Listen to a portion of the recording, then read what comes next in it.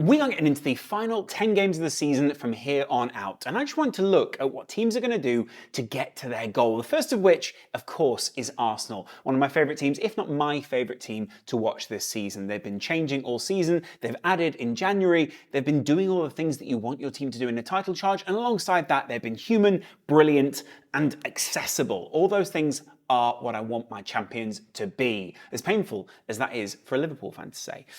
We're going to get into it in a second, but first, and I'm very proud to say this is the first ever sponsor on the channel. So let me just take a second to thank the sponsors who've taken the time to sponsor this channel. Surfshark, and thank you to everyone who clicks the link down here for 83% off and 3 months of free Surfsharking. How do I know Surfshark is good? It's literally in my menu bar. I use it all the time. Look, quick connect, bam. Connected just like that. That's crazy. Is that a Surfshark? There are a lot of people online. Some of them are trying to track you, some of them are trying to trick you, and Surfshark is here for the good, the bad, and the ugly. Does the teeth too, look. Anyway, a VPN is kind of a tricky thing to work out, right? A virtual private network. It sounds good to have, but what is it? Well, it allows you to encrypt the communication between any of the devices that you own and the internet, meaning that people cannot see your communications with, well, whatever you're trying to communicate with online. And yeah, that's right, I said it. Any of your devices, your mobile phone, your iPad, your laptop, your PC, your MacBook, pick the device, you can download it on it,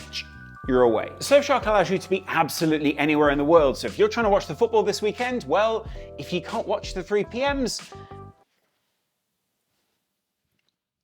you know what I'm saying? It keeps you safe from hacking phishers and trackers. And most importantly to me, it lets you unblocked, geo-blocked videos which you can't see from your country. Who doesn't want more video content? Do you want Netflix in another country? Bam, there you go. Do you want HBO Max? Bam, there you go. Do you want YouTube that you can't access because you're from a country that we can't get ourselves to? Bam, there you go. It works on both Windows and Mac, Android and iPhone. There are no ads, no tracking on the apps. And the best thing is, it costs less than a cup of coffee. Not even like good coffee either. Like, you know the fancy stuff that people make? No, just mid-level, terrible coffee, it's less than that per month. So if you want to secure your digital life, get 83% off, 3 months for free, and a 30-day money-back guarantee, hit the link over there or down in the description, use code LOSTCAST on checkout, and, well, have a good time. If you guys are interested in taking a look at that or not, go and take a look at the link down there or scan that thing on the screen before. Either way, you're helping out this channel and it is a very affordable product in the first place, so go and take a look. Now, straight into this Arsenal team. What next for this Arsenal side? How? What? Why? Where? Let's break down what they've played predominantly this season. It's been this beautiful 3-5-2, the 2 sitting at the back of Saliba and Gabriel more often than not, and then the 3 in midfield very often, including Zinchenko and Partey. And then just ahead of that, they've had that kind of a 5. It's been a 5, but as teams have had this low block, and I got this from another one of my favourite channels that's out there at the moment, which is called The Different Knock. I've subscribed. Genuinely, I hit subscribe. I love this guy. And I kind of, like, I've not taken my analysis from him. He's too good to kind of rip off in the first place. But my point with him is, he said, as teams sit deeper and deeper against Arsenal, they're going to play 2-2-6. And he pointed this out so brilliantly. All of his graphics fantastic. It's well worth heading over there and taking a look.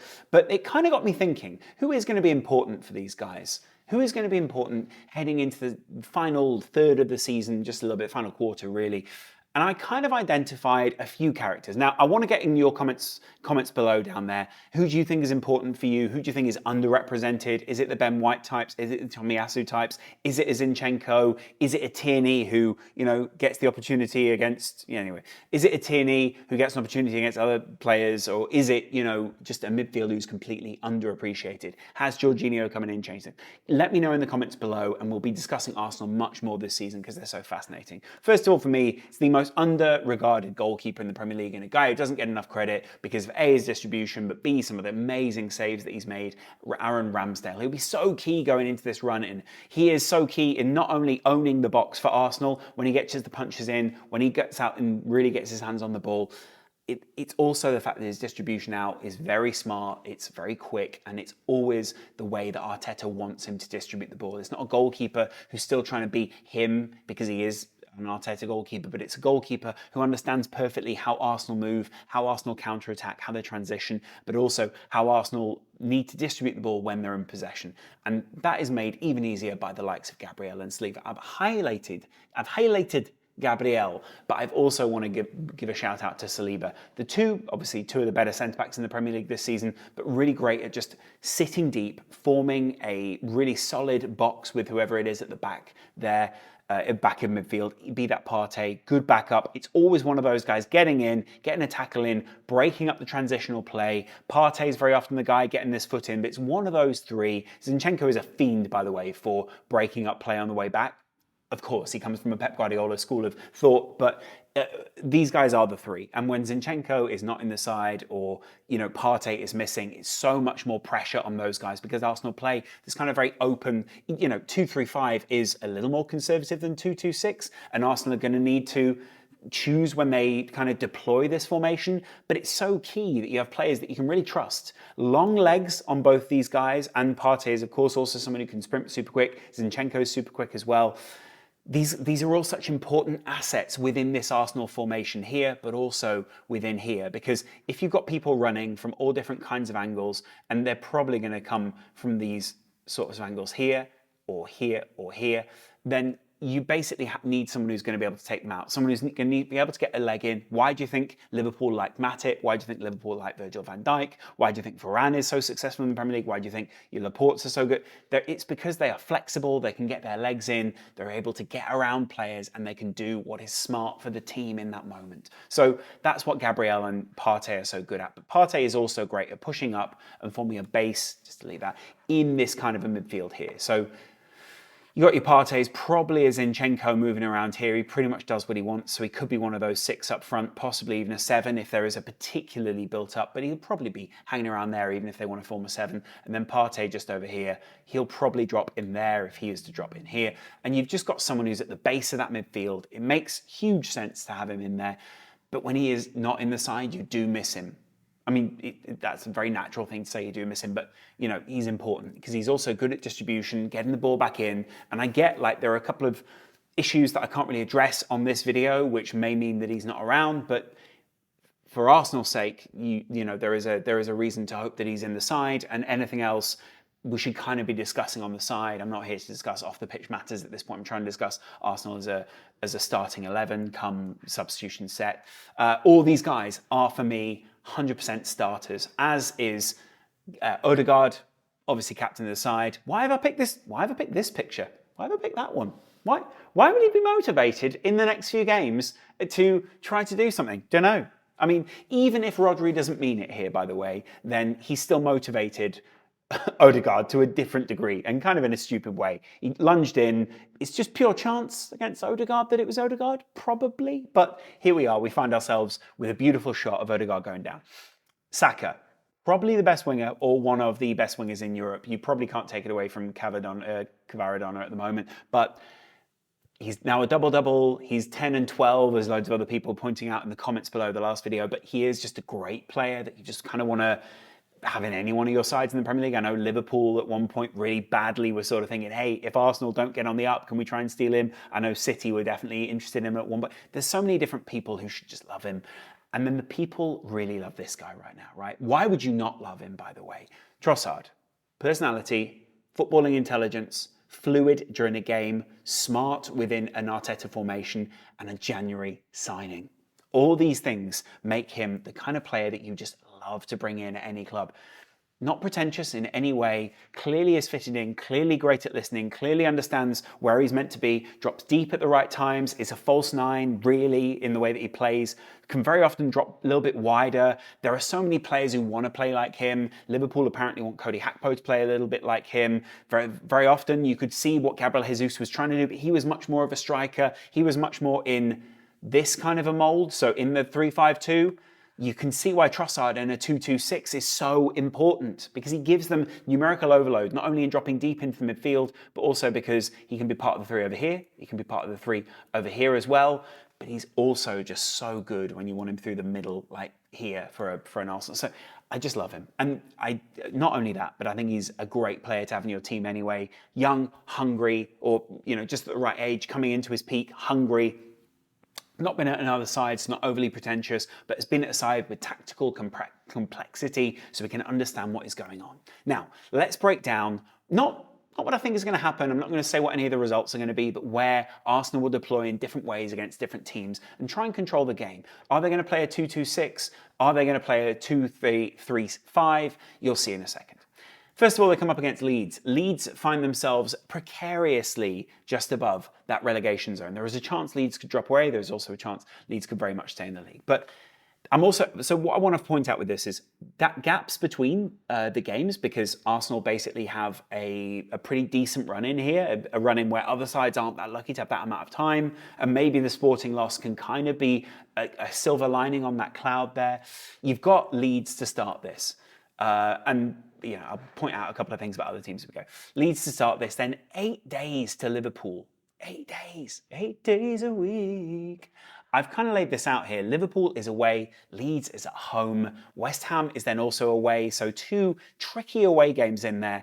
And I think they'll play the 2-2-6 against Leeds, but Leeds are a good transitional side. So there will be times where, and it's much more about positional sense rather than the numbers in different areas, but they will try and overload Leeds. I think they'll try early on to get those goals, get themselves away from Leeds, not worry about the counter-attack. It looks like Gnotto has maybe picked up a knot, which isn't great for Leeds in the first place, could inflict a bit more pain possibly onto Arsenal than they would have liked. So maybe it's a good thing for Arsenal that he's injured, but I'm not happy any player's injured, but you get what I'm saying. And then they go into the Liverpool game. Clearly, they're going to be a little bit more conservative against Liverpool, a team great on the transition, a team who love to run into the opposition half, a team who damaged teams who have played on the transition against them. So Arsenal are going to be a little bit more conservative. And if you look at what happened earlier on this season, Liverpool are one of the few teams who got close to getting a result against Arsenal, right? One of the quality sides. Do you know what I mean? It was 3-2 in the end to Arsenal, a really amazing game for Arsenal as well. A consolidator of misery for Liverpool, but a consolidator of confidence for Arsenal.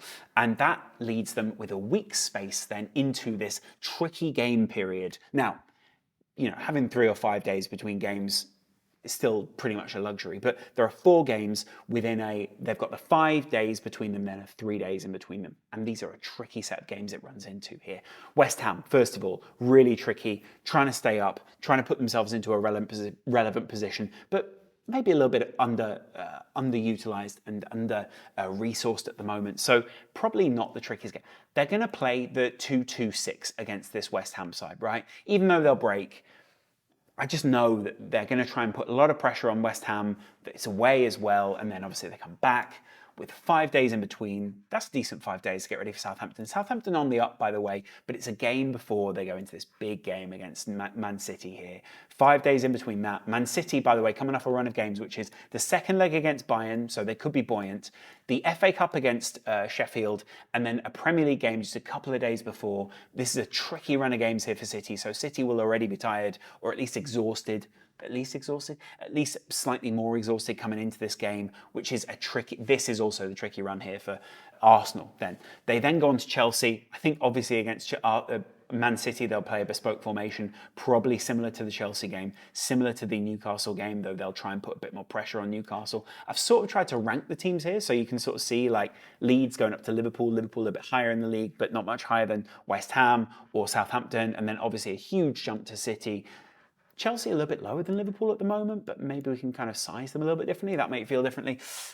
Then Newcastle United here, obviously, tricky game, competing for the top 4, will very much want to be in it, can hit teams on the counter-attack, but at this point in the season, Newcastle look like they're getting a little bit tired. They look like they're beginning to suffer from having a smaller squad. And frankly, there are other teams who are coming into this.